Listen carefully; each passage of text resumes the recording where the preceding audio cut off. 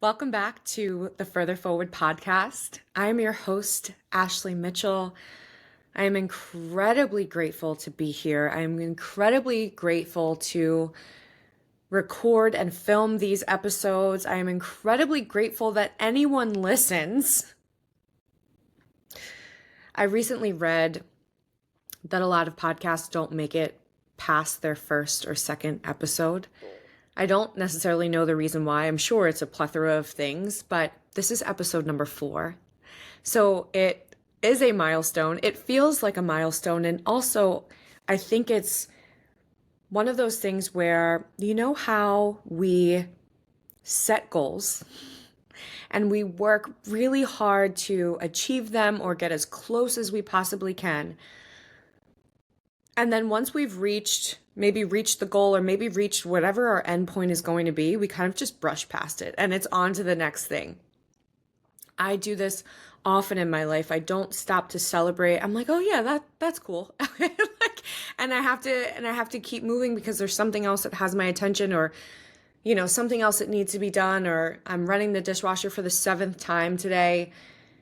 And I think this is something where I'm really forcing myself to just enjoy being here, to just enjoy the fact that I keep saying yes to something that I want, something that I really want, something that I really love doing. I think that's important as a woman and as a mother, because there are many things that I don't get to say yes to, or many trade-offs that I have to make in order to keep my household running.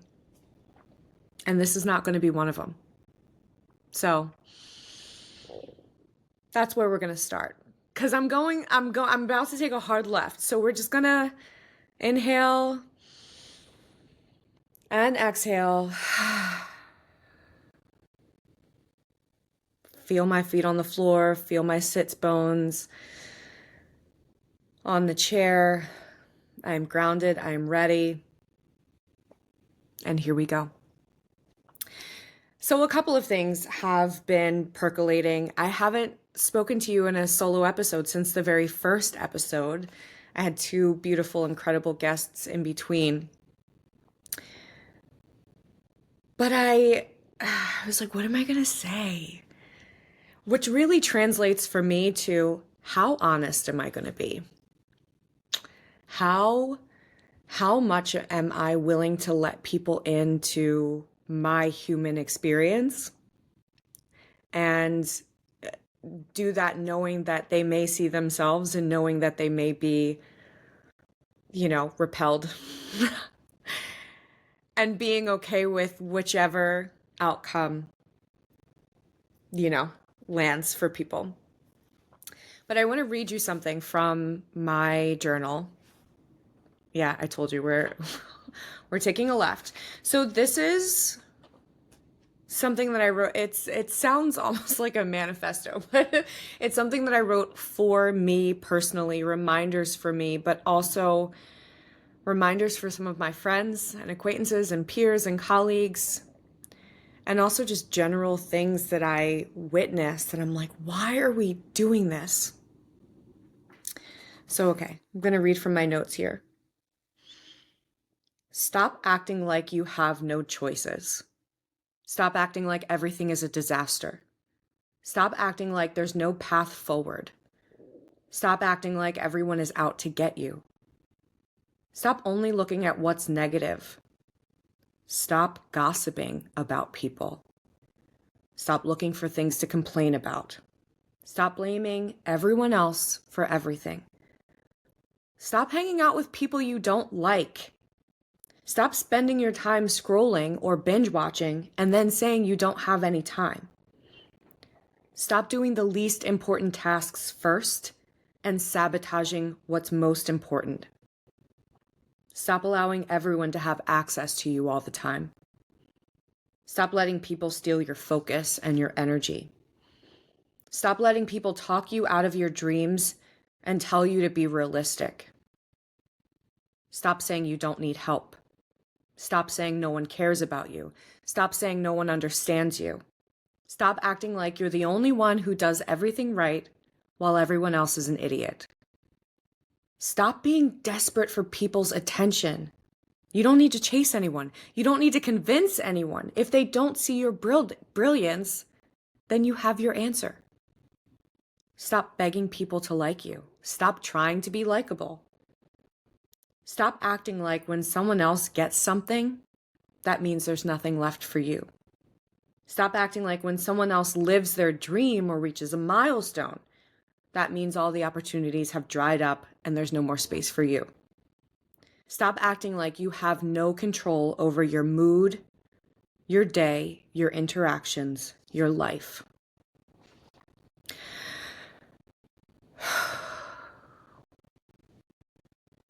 I'm going to let it land. I'm going to unclench. I'm going to take another deep breath.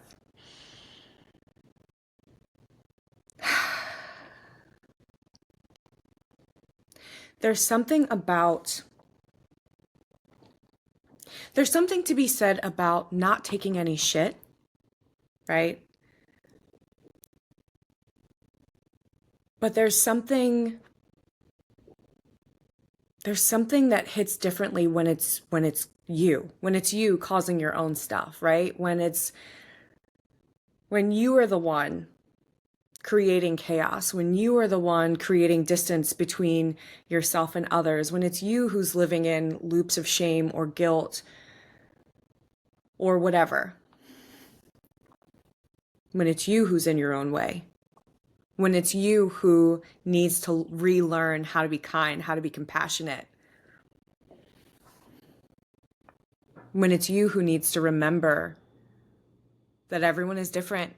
We all come from different places. We all experience trauma and grief in different ways, and we make choices based on those places where we come from, where we've been. You know, it just hits different. And I think for me in this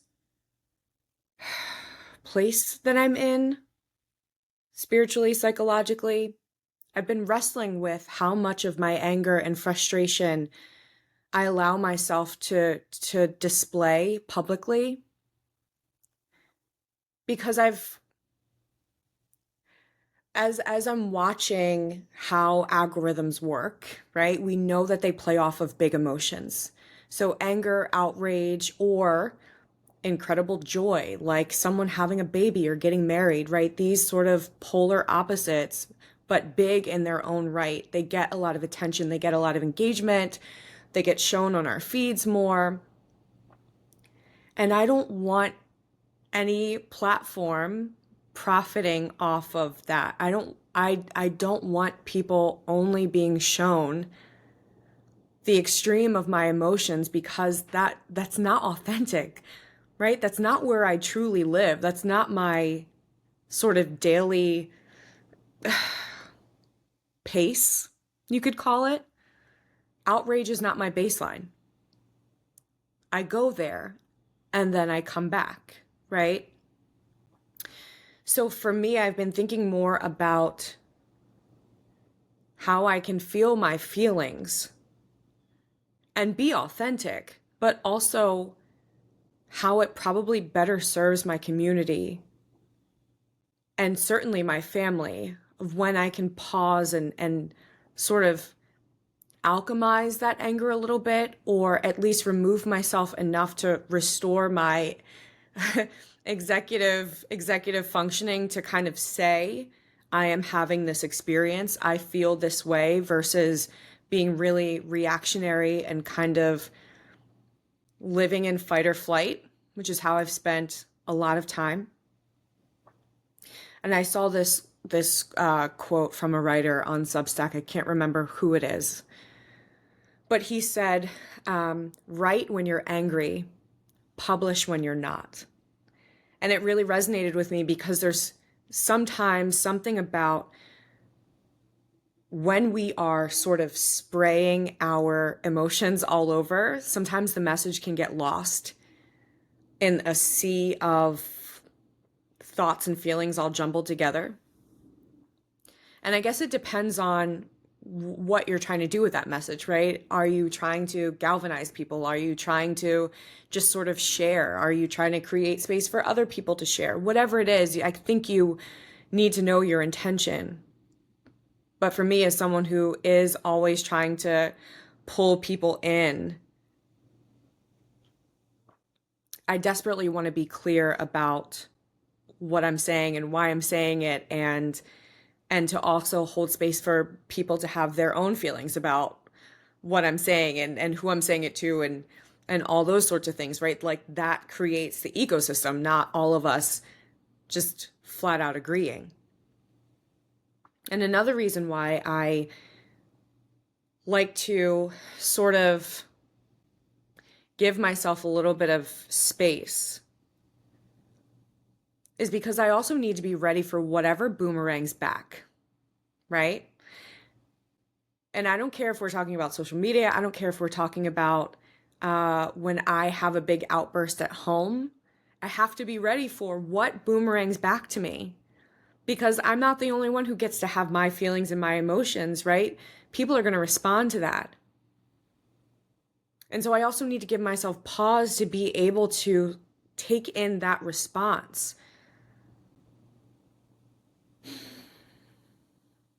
So I think what I'm trying to say here with all of that is there are behaviors and there are ways that we live that can bring people closer together, or that can push people further apart from each other. And I've been turning this over in my head because I'm becoming more aware of and afraid of what happens if we continue to be so fractured and divided.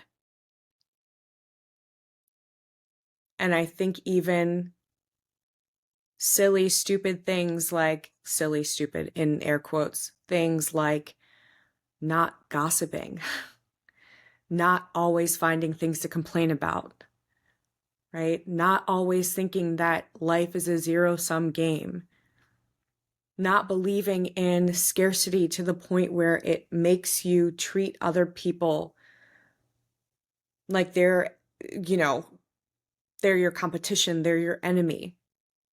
I think that things like that matter. I think things like that keep us fractured.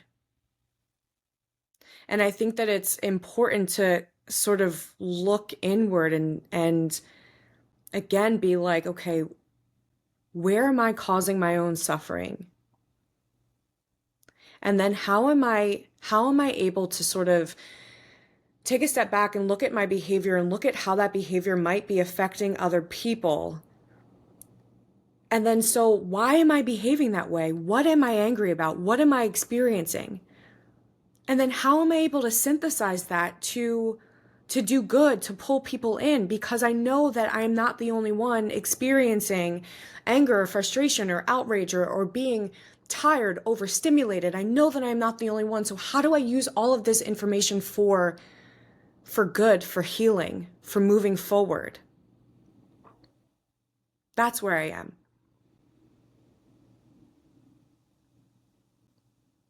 If this is where you are, or if you resonate with this, this is a moment where I would really appreciate send me a message, something to be like, yeah. Or send me a message to be like, that's not what I experienced and here's why. I would love to know. I know that regardless, though, we can't pretend like these feelings that we feel don't exist, or we can't pretend like we're not living in the times that we're living in, right? And for me, heading into my 39th birthday in a few months, I'm also not in a place where I'm going to use my fitness as therapy or as church. I believe in the science of what fitness does in terms of offer clarity and endorphins, right? But I think that for me, it can go into this place of, it can go into a dark place where I'm just sort of uh, replacing in a way that like kind of doesn't make sense, right? Like I could start to sort of overdo it in the fitness area, and it can become disordered really quickly if I try to use that as a way, as the sole way to manage my emotions and to manage my fear and uncertainty, right? It used to feel really good because it was all connected to body image and how I wanted people to see me and what my goals were at the time. But I can see now that it just it just wasn't a well-rounded well-being practice, right? That's all. I'm not shaming past Ashley, right? She didn't know. I keep seeing these things online that are like, you know, it's our first time being human. It's the first and only time I'm ever going to inhabit this body in this way. I'm doing my best. But now I know that stuff like that doesn't feel good. Shoving my feelings into a workout doesn't feel good. Shoving my feelings into food or alcohol, it doesn't feel good. But I know that I need several different things to make it feel good. And so I try to figure out those practices. I'm thinking about, you know, all of my astrology recently has just been around like surrender and letting go, right? Letting go of the past, letting go of, past as in things that have happened to me, trauma that I've experienced, right? And of course, I don't mean let it go as in it doesn't exist anymore, but let it go as in I don't need to keep playing the loops over and over again, or I don't need to keep reliving certain things over and over again. But also surrender and let go as in you ain't got no control. Like, Ashley Mitchell, we love you so much, but like you have no control. You know?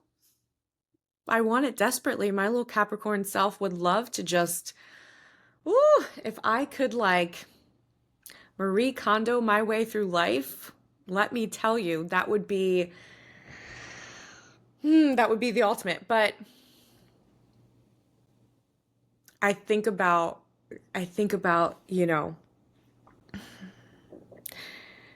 to me, that surrender and that letting go is just like paring back, paring back, paring back. Like, what is essential? What is, like letting just more pretense fall away, more just less bullshit, less bullshit, less bullshit, less, right? This goes back to the list that I read you. Less of what we don't need, less of what holds us back, less of what keeps us stuck, less of what doesn't make sense. And it doesn't matter to me if you believe in astrology or not. I happen to find it super helpful just because it's a different lens. And if you know me, you know that I like kind of looking at lots of different resources. Some that are super comfortable to me, some that are not. But I grew up in a Baptist church and like, oh my God, astrology would have never. What? Never. That's like astrology or anything, like quote unquote spiritual or, crystals or smudging or any of that stuff. Oh my gosh, it was like considered satanic. Well, first of all, growing up in a Black Baptist church, it was considered white people shit. Let's go there. That was white people shit, but also it was satanic. It was the work of the devil, as far away from God as you could possibly get. And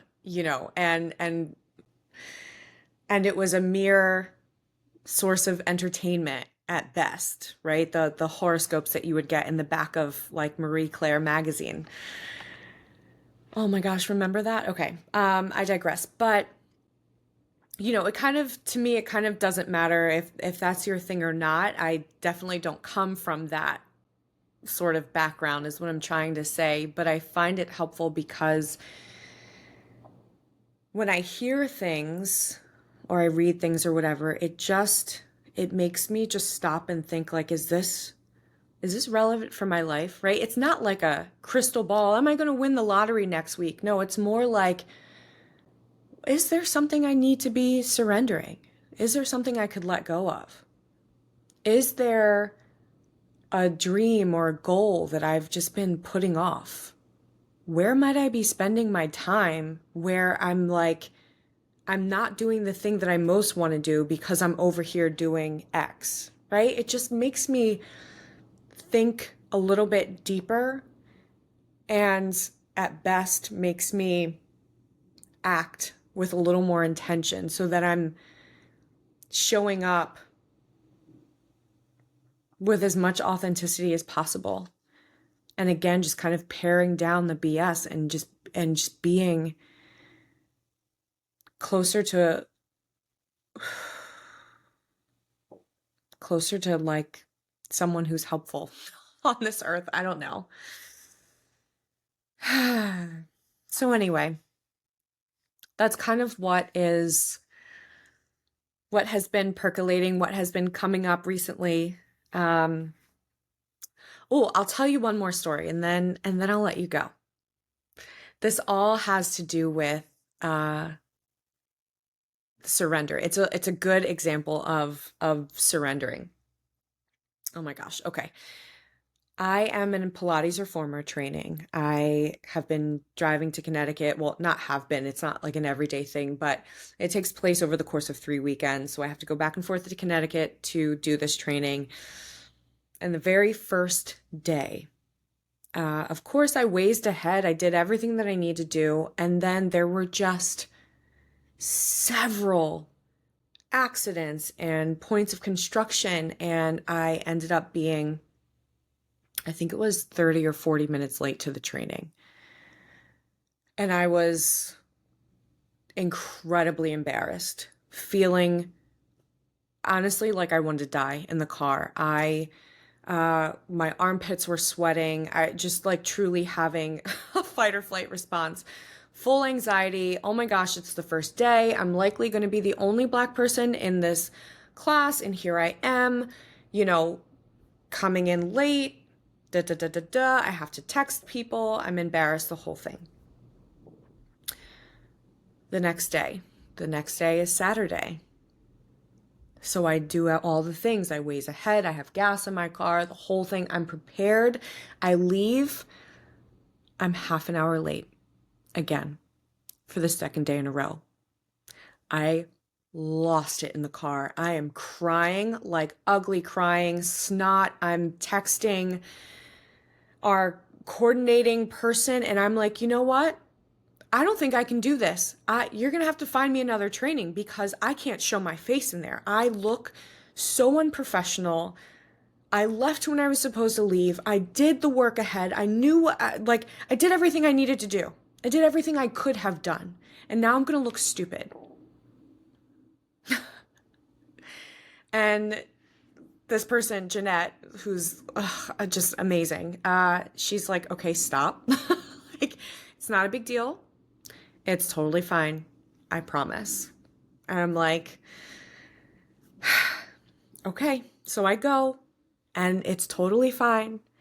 And I had several realizations from this moment. One, I care so deeply about myself and about other people. And I care so deeply about how people see me. So much so that I try to exert some control over that process. So I'm thinking about how people see women, how people see Black women, how people see mothers, how people see Black mothers, how people, process, not in this case, but just in general, right? Mixed race marriages or marriages where the man is older than the woman, or one partner is older than the other partner. And I know it's very easy to say, you know what, it's none of my business what people think about me. It's not my responsibility. I know, logically I know that. But I also know that it's a real blessing and privilege to be able to say, well, I don't really care what they think. Because we're all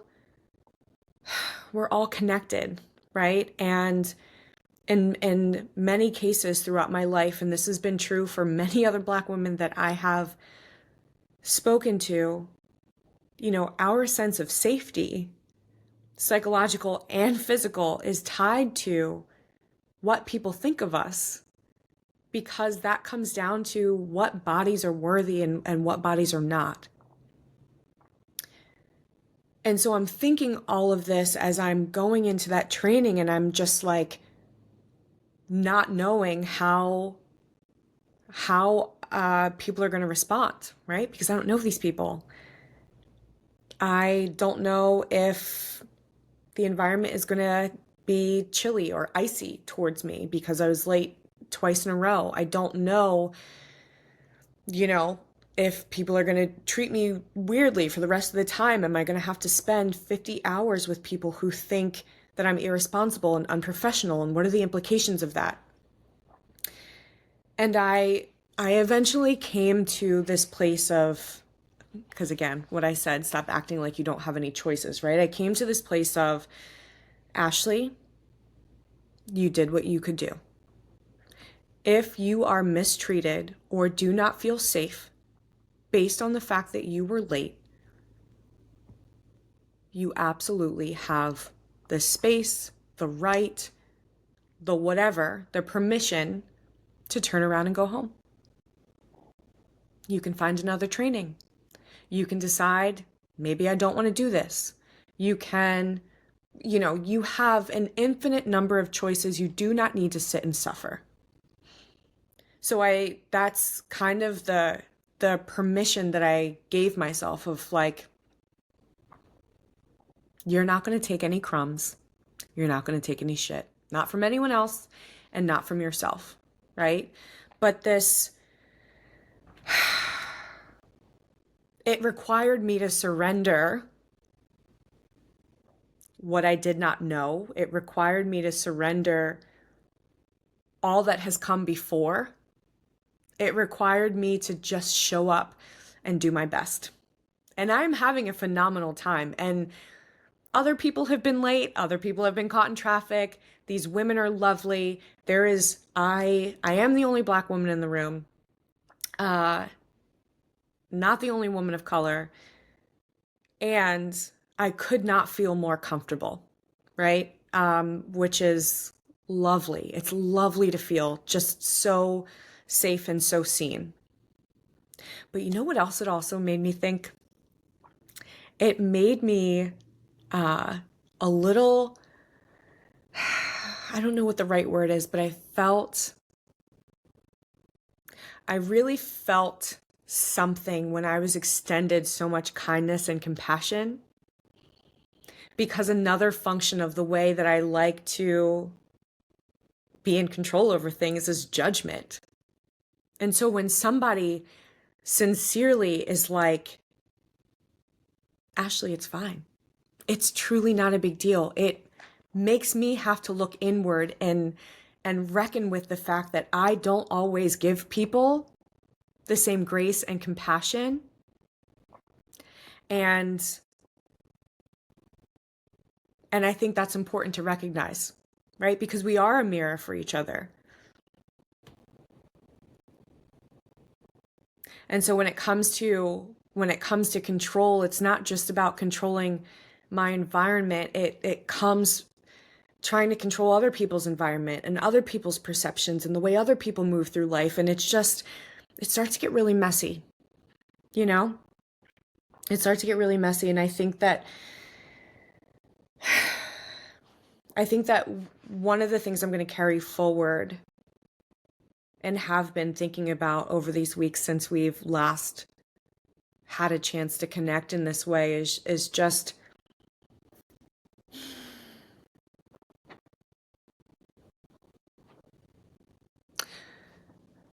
I know what excellence looks like for me. And in different areas of my life, it's different.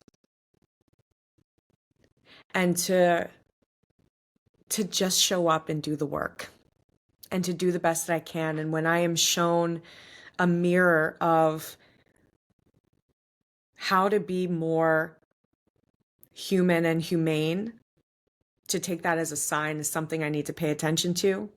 When I am shown a mirror of ways that I need to just stop being a ball breaker to myself, take that as a sign to just kind of chill out a little bit, right? I think it's really easy to get caught up in this like me. The universe, when am I getting this? I need this. I'm working for this. I deserve this. And, Liz Gilbert said one time, you are not entitled to the fruit. You are entitled to the labor. And I was like, oh shit. You do the work anyway, right? You just keep showing up anyway. Yeah. That's all I got for you today. I hope any amount of that made sense. And if it doesn't, that's got to be okay, right? All right, I'm sending you love. Thank you for listening. If this episode resonated with you, please share it with someone you love. Please subscribe to the podcast where you get your podcasts. Give it a 5-star review. Help other people find the pod. Help other people be connected to something that might be useful. I will see you next time. Bye.